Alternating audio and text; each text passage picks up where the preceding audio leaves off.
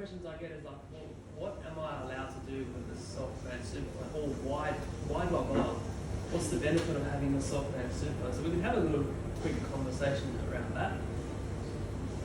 So self-managed super fund, it has its own bank account.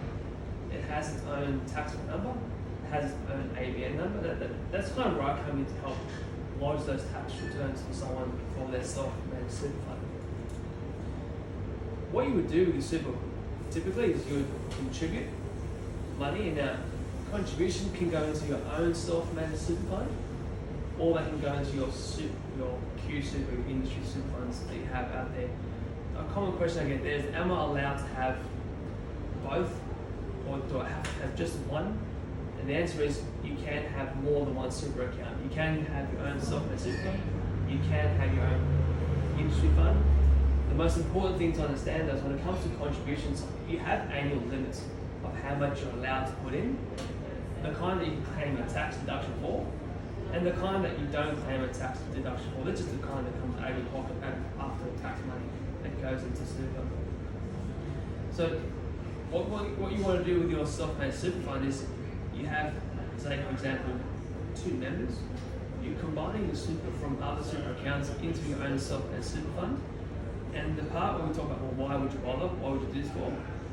Typically what I see is because self-managed super funds, you're allowed to invest into categories or assets that you typically can't do within your big super industry funds. Q Super are not going to go out and buy a property for you, for example, because they just won't do it. They can't do it. You as a trustee of your own self-managed fund, you can make that choice as long as it fits within the needs of all the members in your SMSF. When I say needs, I mean as in, does it work with everyone's sort of long-term retirement plan? Is that property going to be worth its while in 15, 20, 25 years when it's ready to be sold? Now, if anyone has a working crystal ball to tell me where the property is going to grow, please tell me. And is it worthwhile? Well, the jury is out in my mind as to whether investing in property with your SMSF is going to be worthwhile, but it has to be worthwhile in terms of growing in value, capital growth wise. And if you invest in an area that's going to give you a good return at the end of it, well, that's worth it. But we don't know that up front, do we? We kind of do our best to come up with a plan, an investment strategy that works for all members at all times. So that's the most important thing, is we have to consider all the needs of the members as well.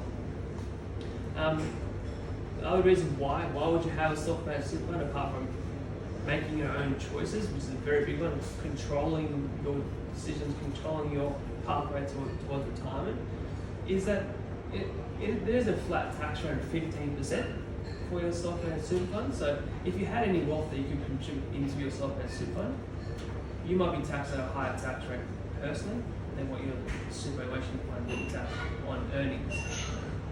So essentially, if you have dividends from shares or rents from property, your contributions are taxed all at 15% in the year that you make those gains or contributions.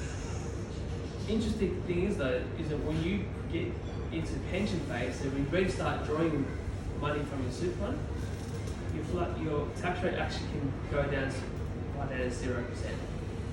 0% tax rate on all earnings, on income, your capital gains. Now, I should probably add here at this point in time, general information. Please don't take this as my financial advice to go ahead and start setting up an SMSF.